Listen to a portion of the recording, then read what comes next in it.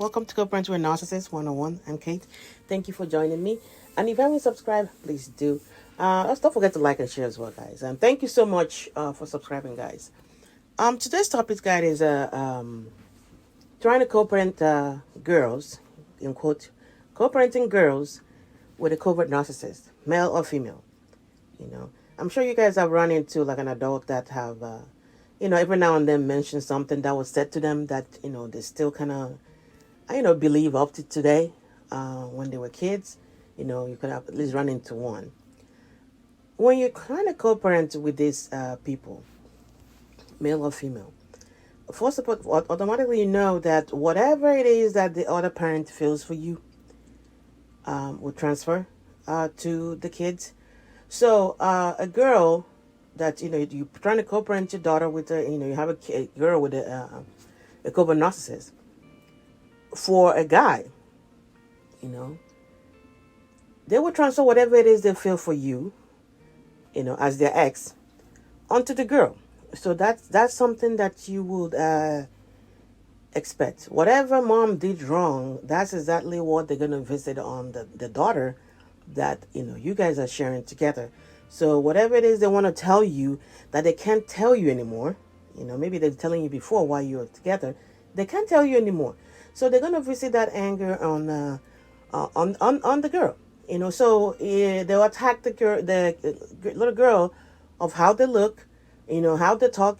It's gonna be something like that's exactly what your mom does. That's exactly why your mom look. That's exactly. So everything that they wanted to tell you, okay, will be told to your daughter. And it doesn't even have to be true. Like, let's say that they accuse them of being, oh, you're so fat, or whatever it is. This is how you're going to end up like your mom, or something like that. And the kid might not even be fat. This is something they want to tell you. So they tell that to your daughter, that you guys are co-parenting. They obviously attack the intelligence. They're stupid. And this is male or female. The male attack the kid's intelligence because they want to say this to you. Now, for a female covert narcissist, that you're parenting a daughter with, this is where especially if the kid doesn't want to, or kind of figure them out, maybe not figure them out, but already show some kind of having a mind of their own. Kids learn as they're growing and figure out who is who. So if the daughter is already showing signs like something is wrong with mom. I'm not understanding. Let me just, I can't really buy into everything she's telling me. This is when they start attacking their intelligence. You're stupid. You can't do anything right. You this and that. This is when they've already figured them out. This is when they try to do this. A covert narcissist, male or female, will try to manipulate, the daughter using, maybe stuff they like. Like, let's say they have a younger brother or something. They'll use this to get their way when it comes to the daughter. They try to, well, if you're not going to do that, this your little brother this is not going to happen. So they use that to try and control the girl. Another one is a covert narcissist mom will set up the daughter. And what do I mean by this? A daughter, a little girl that is growing up, you guys know at some stage, going through puberty and everything, there are some things that a girl is supposed to know. A covert narcissist mom will not transfer this information or even acknowledge that this is something that needs to be done until maybe the kid runs into some kind of a problem or, something happens. Rather, they wait for maybe when they have an audience and they bring this up in front of the people to discuss the daughter, but never really told them, what and what not to do. This is where you find the mom now accusing maybe the daughter of being being wayward or sleeping around or having all this, but they never at any point said, okay, this is what needs to happen. But they do this so they have something to talk about. They will wait for an audience, then they bring up these issues that they never taught their child or their daughter in particular as a form of discussion. So, and this is when that no matter what the kid does is wrong, the daughter, a covert narcissist will probably mom will go buy certain clothes because at this point, most of the time, if a covert narcissist mother is not living through the daughter, where they're trying to relive their life again to the daughter, they are jealous of the daughter. This is true. They're jealous of the daughter, so they'll probably go buy certain clothes and then put it on the daughter. The daughter will wear it. So maybe they might not even be appropriate clothes for the age. So the kids will wear that, and then the next thing, the same mother will start criticizing this daughter. She'll start talking about her to other people. Look at how she's wearing this. Look at how this is hanging out. Look at how this is showing. They're the ones that bought the clothes, by the way. But they use that to talk about other people, talk about the daughter in front of the daughter, in front of other people, even though they're the ones that purchased this clothes. So a narcissistic mother will either try to live to the daughter, where they try to control everything that they're doing, or they are jealous of the daughter. So you see them doing this kind of setups, where that's exactly what they're doing.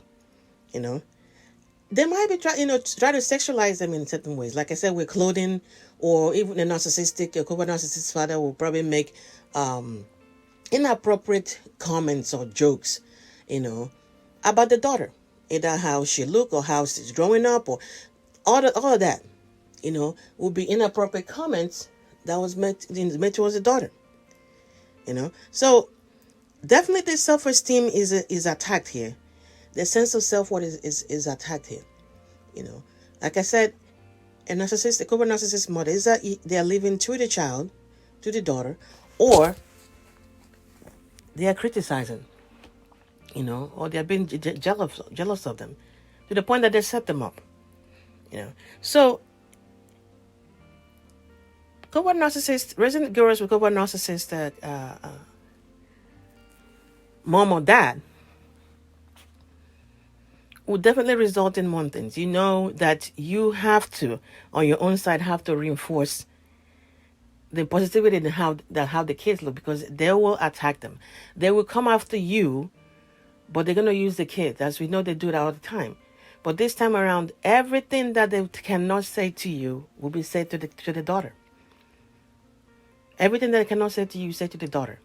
And you have to remind the kids and how to reinforce their boundaries, and the fact that it's okay to be different, because a whole lot of things will be coming out of these people's mouth to these young kids as they grow up, they go older.